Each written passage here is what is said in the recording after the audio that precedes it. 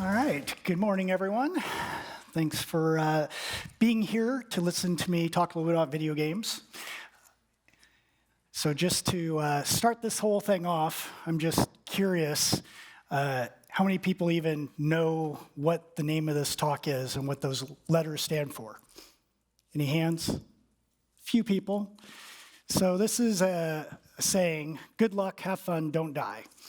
And as near as I can tell, it originated back in Starcraft days when you would play a 3-on-3 game of Starcraft, usually with strangers. And this would be the way you would always start the game is by saying these words, good luck, have fun, don't die, which meant please don't mess up as my teammate. So the reason I show this one is it's actually the first game that I worked on as a game designer in the industry. So a lot of my career was at Blizzard Entertainment, and my background is in game design. So I was the lead game designer on Starcraft, Brood War, Warcraft III, and World of Warcraft. And then it was around that time where Blizzard really started scaling like crazy. We went from, I think, 500 employees to like 4,000 over the next couple of years. And then my role also changed, and we were also making more and more games.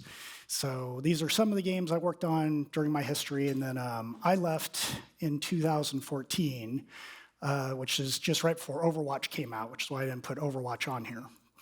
And then I took a couple years off and started Bonfire Studios in 2016. And no, we're not making crypto games, but Chris Dixon is on the board, so he asked me to come and talk today. And this was really, when we went to Sand Hill Road, what we wrote down as kind of our plan of how we wanted to build the company and how we want to be successful, which is really around hiring awesome game developers, developing the game iteratively, but also making sure that you pick the game that makes sense for your team, and then, you know, making sure to not ship the game until it's ready and it's perfect and it's awesome. So this made a lot of sense. And I thought it was great because we had dinner that night with Chris Dixon and Mark Andreessen. Felt like it was going really, really well. And, you know, we had never pitched to get venture capital. So, you know, I asked, oh, well, how did it go? What did you guys think of the pitch? And then Mark literally raised his hand and wanted to give me some feedback. And he's like, it's really, really good, but we're used to getting pitched a plan, and you didn't actually have a plan there. And, you know, my response was largely like this, which is like, no, it is a great plan. Please fund us, which happy to say, they did decide to do that alongside with Riot Games. So we were able to found the company, and since then we've been working on our first game. So today, I'm going to talk a little bit about creating legendary games. And I know that not a lot of people in the room are probably making video games, so I'm going to try to make it a little more applicable to any sort of products that people might be able to make with a team. So first, I just want to have a little bit of a definition setting. So when I say legendary game, you know, we're really trying to make games that are those really special games. And it's the games that people are going to play for hundreds, if not thousands of hours, and you know, really become a favorite hobby, have a deep and imaginary world that people will actually cosplay. Like that center one under Immersive World was the winner of one of the BlizzCon costume contests of a Starcraft adjutant. And you know, you really want to have these games that cause so much love and joy that it ignites fandom around the world and becomes timeless. So those are the types of games that I'm talking about. I'm not talking about how to make a quick mobile game and quick buck. So, you know, if you want to try to make a game industry masterpiece, these are some of the steps that I think are important. And we're going to go through all of them. The first thing is, it is a talent-driven industry, just like I think any industries are. But the thing I think people don't realize about video games is the types of humans that put these things together are really, really different from each other. You know, it's like you have everything from sound design to obviously engineering, which I'm sure people here are familiar with, but it's also a very artistic industry. And you have character artists, you have animators, you have special effects artists, and you also have game designers and project managers. And the other thing that's tricky about getting all of these people to work really well together is that they all think pretty differently about how to make creative product. And so much of like my job on these teams have almost been like a translation layer to try to get artists and engineers to be able to hear each other from the same language, since oftentimes engineers will be talking in thinking words and artists will be talking in feeling words.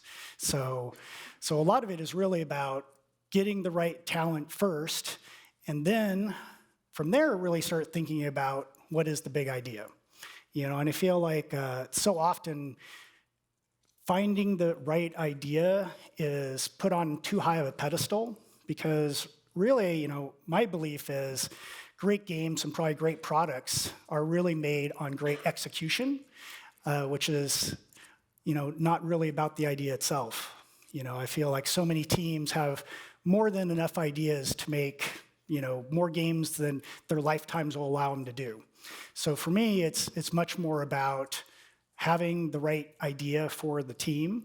And to me, great teams will always elevate mediocre ideas and execute.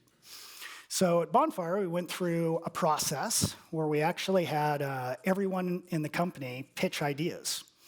And during that phase, I think we ended up with over 35 pitch decks. They were all authored by different people. We eventually whittled that down to like a top 7 that we spent a little bit more time on. And even from there, it's still unknown which idea that we should actually go develop into a piece of software. And the question I asked the team to really consider was, out of all these ideas, which is the one that really this team will create the very best version of? Because you really want the idea that people already either have the skills or experience or the passion. Like if you're going to make a new IP or new art style, then it sure would be great if those artists already, drew that sort of art in their spare time. So it's really setting the team up for success.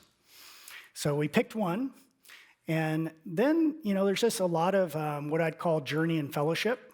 So what I mean by this is making games is a long trek, and every time I've gone on a new game project, I've basically told myself and told the team that the next game that I make is going to be the hardest one that I've ever made, because you really got to be ready for the journey.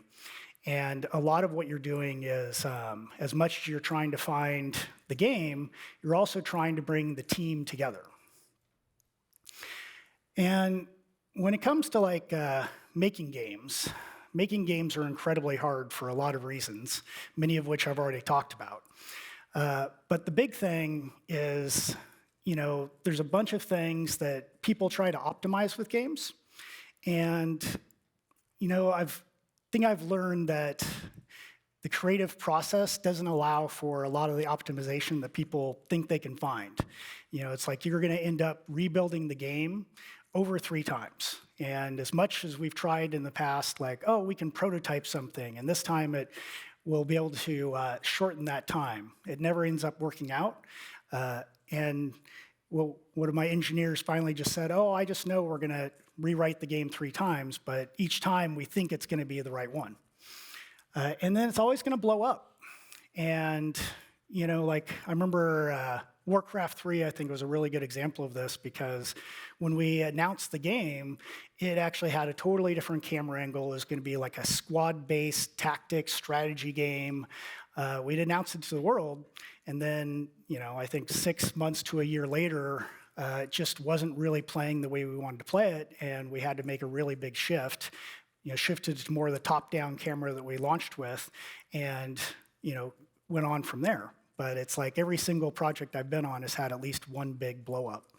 And the other thing that always happens is at the end of projects, we always do these postmortems, and we're always like, okay, this time when we start the next game, we'll follow these other best practices, and then we won't make those same mistakes. But then, every game is its own journey.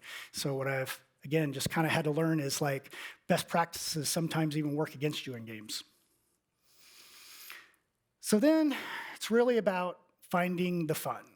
And so much with games, and I think any entertainment product is, you can't really write down on paper and know what's going to have the emotional response. And fun is exactly like that as well. So, what I've really learned is you need to try to get the game stood up so that you can play it as soon as possible. And so much of games is really going to be about fast iteration. So, what I really optimize for is how do you get the game up and playable? How do you get the tools to a state that you can be playing the game every day and making fast iteration changes? With Hearthstone, it worked out really well because we could actually play the game in 2D. We just did a Flash prototype, and we were able to play the game from a pretty early stage. And there was another one of these good examples where we almost had to blow up the project because we needed to take a lot of the devs onto World of Warcraft to finish an expansion, but we left the 2 designers behind, which could then just play the Flash prototype for the next 9 months. But what was really great about it, in retrospect, was it allowed them 9 months where they didn't have to feed the rest of the team features and come up with art or come up with features for the engineers to prototype. So they were able to actually find the fun in the game. So I think so much of it is really trying to figure out early in the project, what can we stand up so that we can start getting those iteration loops. And then, inevitably, there's going to be a place in the project which I always call Mirkwood. For those of you that have seen or read The Hobbit, you will know that it is the place where the hobbits got lost in the middle of Mirkwood, and that is the place where projects go to die. And there's the obvious things, which is games get killed because they run out of resources, they don't have the key talent, maybe the team is dysfunctional. The other reason that I've seen games die is the team doesn't know where to go next. I unfortunately had to kill a fair amount of projects back at Blizzard, and this would be like one of the things I started to look for with teams.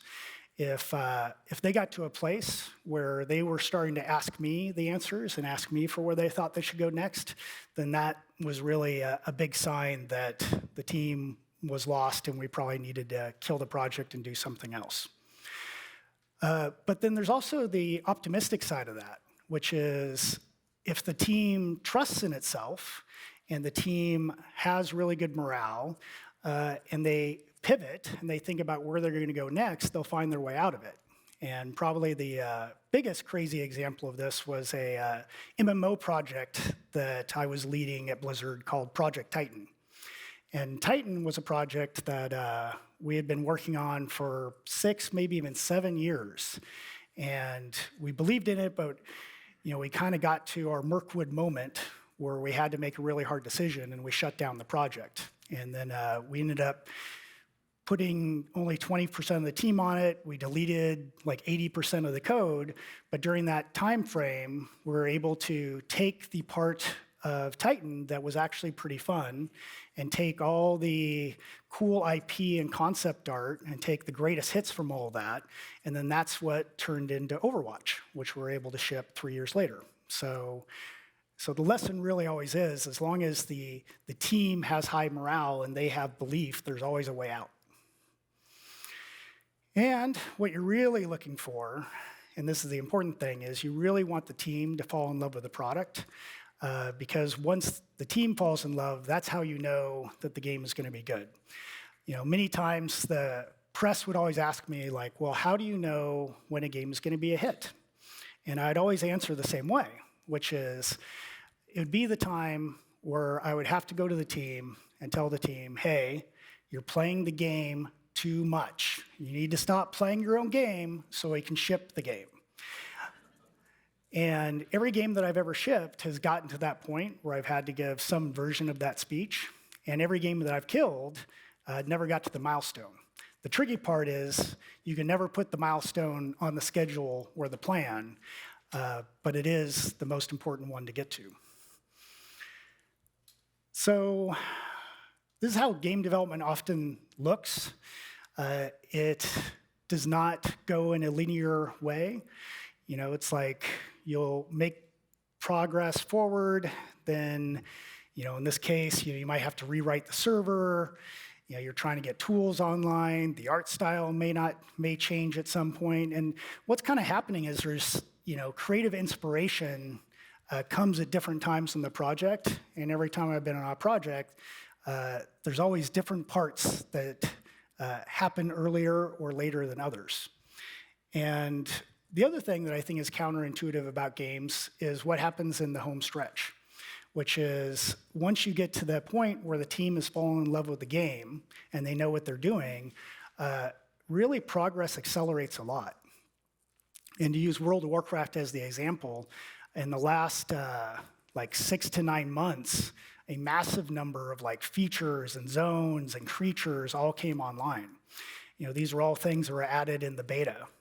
And what's important is that if the team loves the game and you haven't burnt out the team and put them on some sort of crunch death march, then you'll be in a place where you'll be able to add so many things and really be responsive at the end. And the other thing you get when the team actually loves the game, they put in all kinds of interesting, fun things.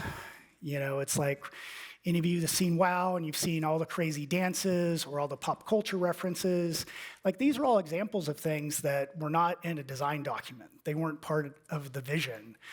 They were all just things that came out of the output for a team that really loved the game that they were making, because they've gone from a place of being a fan of the thing they're making, and they get to do that thing that all fans love to do, which is they get to work on their favorite thing. So by the end of this, it's like this is kind of, I think, what I've learned the most about games. I know that you can come up with these great theses, and we all want to be really smart, and we're going to know what the next thing to do is. But the thing I've probably looked at more than ever now is really think about, well, is the team in love with what they're making? And to use a Hearthstone example, Hearthstone was a game that most people within Blizzard, and certainly at our corporate overlords at Activision, thought was a mistake and thought that we should not be making that game. And there was many attempts to try to kill that game and kill the team. And I also did not necessarily know it was going to be a great game. Hearthstone in retrospect seems obvious, but at the time, there wasn't really a big market for online card games. So it seemed like not a great use of our time. It didn't seem like there was a lot of upside. But the reason that I protected that team and was able to provide cover fire for them was really because I saw that the team had a lot of talent and they were in love with their game. And I knew if that was the case, they were going to make something great. So coming back to Bonfire Studios, the way that I really think about Bonfire, and I like to talk about what we're really doing is, we're not going to make games for everyone. We're going to make a very limited number of games. But we want to create games that we love, and we want to do that with people that we love. And then we want to share it with a community of players that is going to love them as well. And then we want to make sure that anyone that loves our games can feel like they belong and can be a part of our community. And even the word bonfire is a metaphor for the games themselves and for the warm and welcoming community that we want to have around them. Thank you.